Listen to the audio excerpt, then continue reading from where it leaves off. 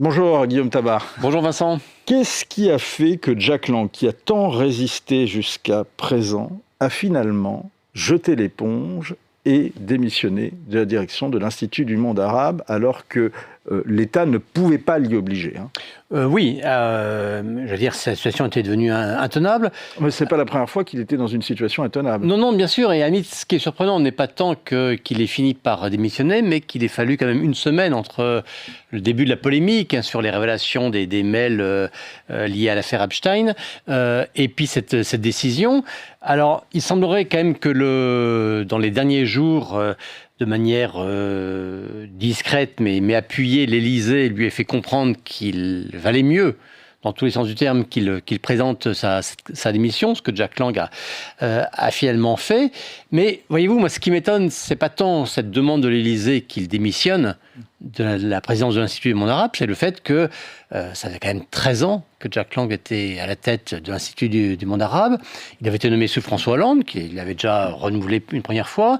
Emmanuel Macron l'avait confirmé dans ses fonctions en 2020 et en 2023, lors du dernier renouvellement, alors que Jack Lang avait déjà 83 ans et 13 ans de mandat derrière lui. Et alors qu'il y avait également... Un monument à l'emploi des seniors. Ouais, non, mais tout à fait. Et alors qu'il y avait d'autres candidats, des candidats sérieux, je pense à Jean-Yves Le Drian, qui était ancien ministre de la Défense, ancien ministre des Affaires étrangères, donc une personnalité aussi incontestée. Eh bien, Emmanuel Macron n'avait rien trouvé de mieux que de confirmer une nouvelle fois Jack Lang à ce poste. Pourquoi ? Vous voyez, c'est plus cette longévité qui, pour moi, est source j'allais dire d'étonnement, mais même d'incompréhension, que le fait qu'il ait fini par rendre les clés ce week-end. Est-ce qu'on comprend pourquoi, précisément, Emmanuel Macron reconduit Jack Lang en 2023 ? Franchement, pour moi, ça reste un mystère. Alors, bien sûr, hier, on a interrogé l'Élysée sur ce point, et la réponse qui nous a été donnée, c'était d'une part de dire que l'ensemble des pays arabes qui sont partenaires de l'Institut du monde arabe étaient partisans de cette reconduction. Il disait qu'il y avait un consensus qui s'était fait autour du nom de Jack Lang. Soulignait également le fait qu'il ait réussi, si on considère comme critère de réussite le nombre d'entrées aux expositions organisées par l'IEMA. C'est vrai qu'il faut reconnaître que les expositions organisées à l'IEMA sont souvent des expositions de qualité. Bon, enfin, c'est pas Jack Lang non plus qui monte ces expositions. Donc on met en avant ce consensus pour dire oui, tout le monde était d'accord pour le maintenir. Mais j'allais dire, c'est parce que tout le monde est d'accord pour le maintenir qu'il fallait à tout prix le maintenir. C'est-à-dire que à 83 ans, une fois encore, il n'aurait pas été aberrant qu'on dise écoutez, monsieur, vous avez fait votre temps. Pourquoi et finalement, c'est le reflet, finalement, je pense, cette prolongation, ce maintien contre toute évidence, contre tout bon sens. Jack Lang à la tête de l'Institut du monde arabe à cet âge aussi avancé. Et l'un des signes qui montre que Jack Lang était devenu une sorte d'intouchable de la République. Alors, pourquoi Jack Lang était devenu un intouchable de la Ve République et pourquoi l'a-t-on tant défendu ? Écoutez, Jack Lang, c'était devenu, dans la vie politique, une sorte de mythe. On le sait, bien sûr, il a eu une durée record au ministère de la Culture. Pour les électeurs de Blois, qui l'avaient viré de la mairie de Blois en 2001. Tout à fait, oui. Après lui avoir donné le bois. Enfin, il faut se souvenir que Jack Lang avait quand même battu une grande figure de la résistance, Pierre Sudreau, à Blois en 1989, et effectivement en 2001. Avec l'aide de Charles Trenet. Les vents tournaient. Mais donc Jack Lang, il faut reconnaître qu'il avait laissé un nom au ministère de la Culture. Longévité record, plus de 10 ans au ministère de la Culture. C'est en gros l'équivalent de ce qu'avait fait André Malraux. Alors bien sûr, je compare les longévités, je ne compare pas les deux personnages et la dimension littéraire, notamment de celui qu'avait André Malraux et ce qu'était Jack Lang. Mais en tout cas, voilà.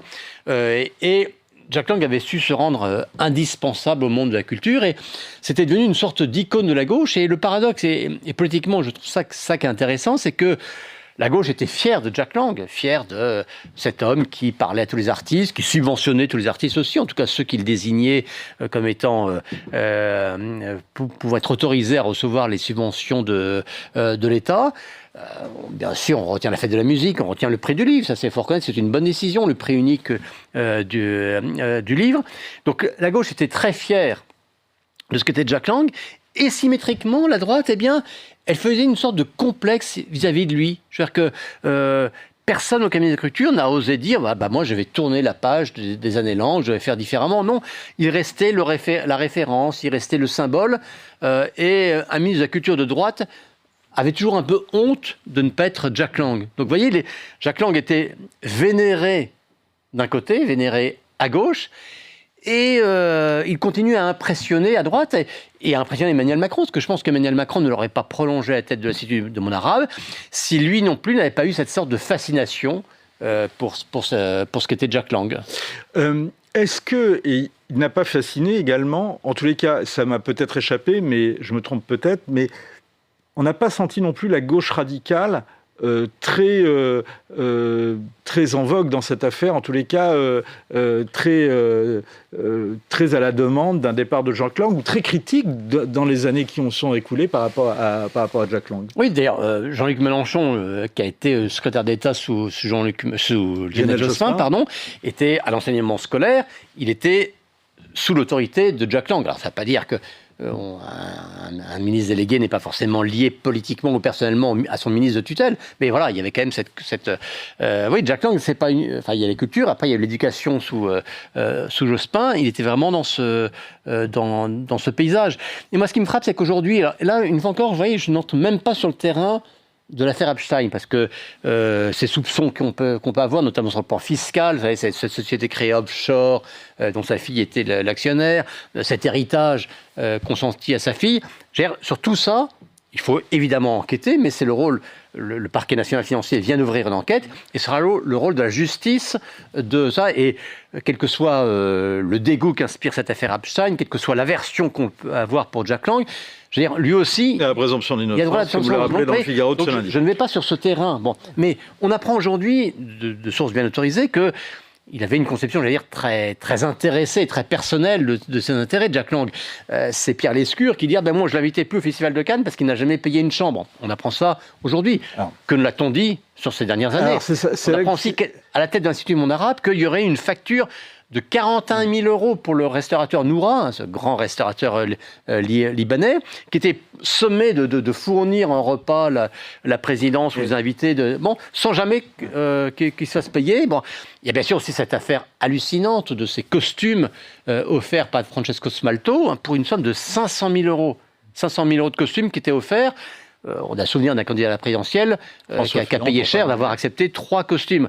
Là, 500 000 euros de costumes. Et à l'époque, parce que c'est une affaire, il y a eu une vraie enquête qui a été ouverte et qui n'a jamais abouti, mais les avocats de Jack Lang disaient, écoutez, c'est même plutôt Francesco Smalto qui devrait être fier de ce d'avoir un tel ambassadeur. Donc vous voyez, il y a une sorte d'impunité à l'égard de toutes les pratiques que représentait Jack Lang. Est-ce la fin, comme le prétend Pierre Vermeuren, de ce que l'historien Jean-Pierre Le Goff appelait le gauchisme culturel?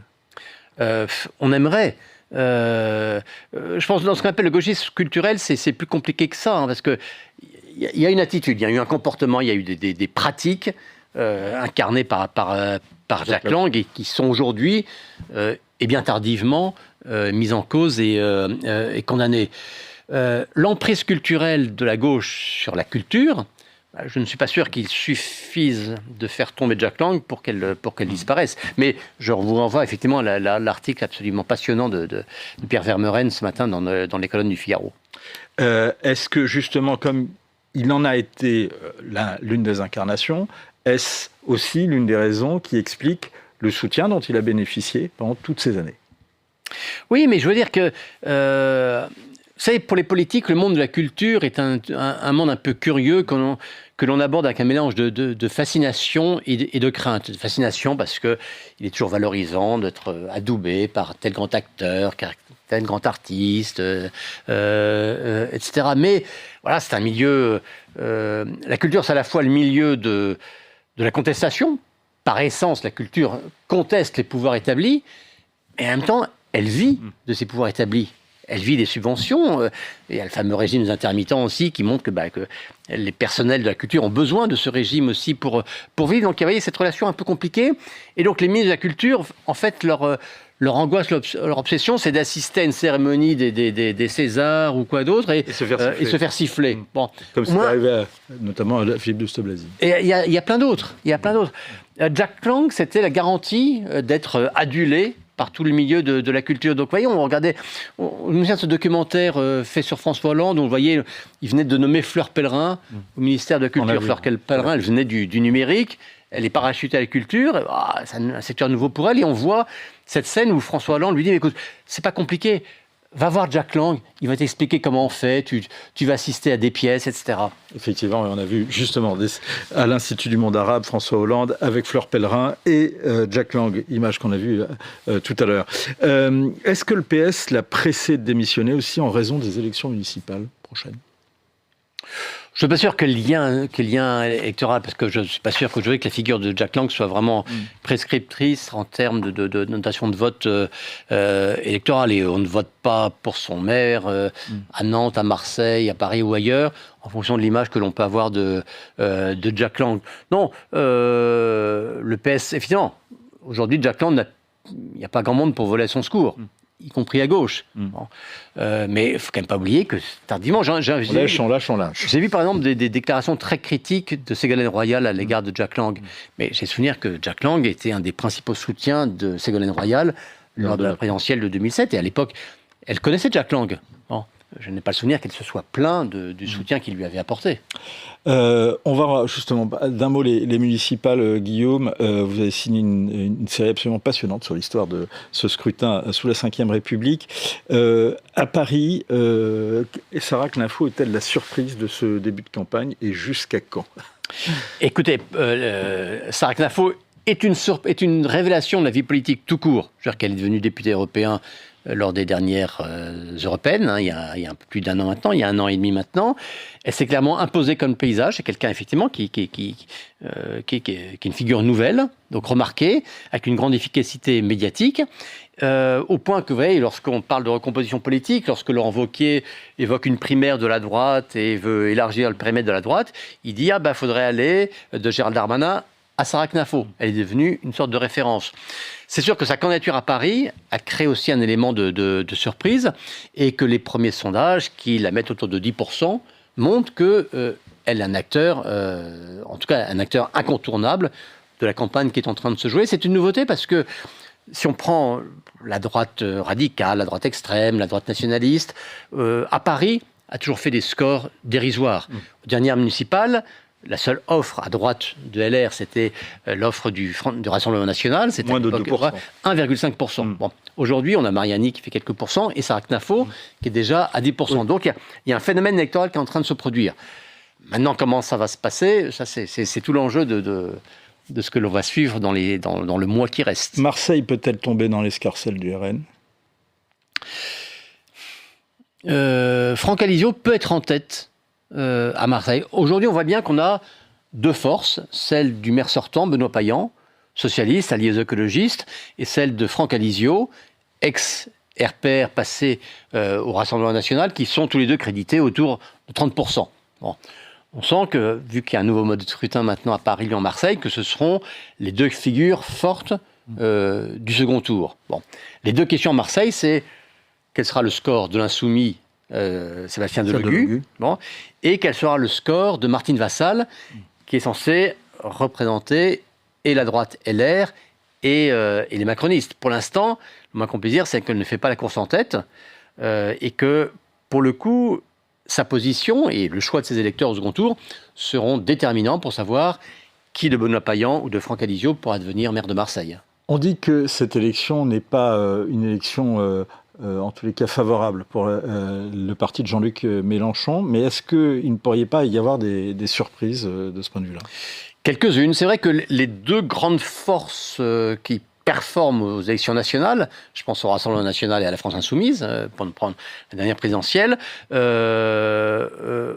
font des résultats aux municipales qui ne correspondent pas à leur influence nationale.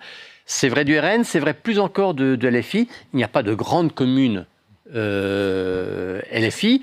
Il y a une grande ville aujourd'hui qui est menacée de tomber dans les mains de la France Insoumise, c'est Roubaix, hein, avec David Guiraud, député LFI. Et d'ailleurs, la gauche, même la gauche socialiste, qui pourtant dit non, nous, l'alliance avec LFI, jamais, etc., à Roubaix, en tout cas, je pense qu'au second tour, ils seront derrière David Guiraud, ce qui montre que cordons sanitaires à l'égard de l'EFI sont très, très, très fins à gauche. Toute dernière question, réponse rapide, Guillaume. Les écologistes peuvent-ils espérer garder toute leur ville ? Garder toutes, non, ils sont très fortement menacés à Lyon, très très fortement menacés à Strasbourg. Dans d'autres villes, ce sera peut-être plus incertain, mais en tout cas... Bordeaux, Poitiers... Voilà, Bordeaux, Poitiers... Nantes, c'est les socialistes. Tours, il y a des vraies questions qui se posent pour eux. Clairement, on ne devrait plus être sur la vague verte que l'on avait mesurée en 2020. Au pouvoir, les écologistes ont moins convaincu que dans l'opposition, on va dire. Merci Guillaume Tabar. Votre série sur les municipales est à retrouver sur le Figaro, bien évidemment, y compris d'ailleurs une de vos prochaines chroniques sur les Insoumis et l'analyse, bien sûr. Dans le Figaro demain. De la démission de Jack Lang, ça c'est dans le Figaro.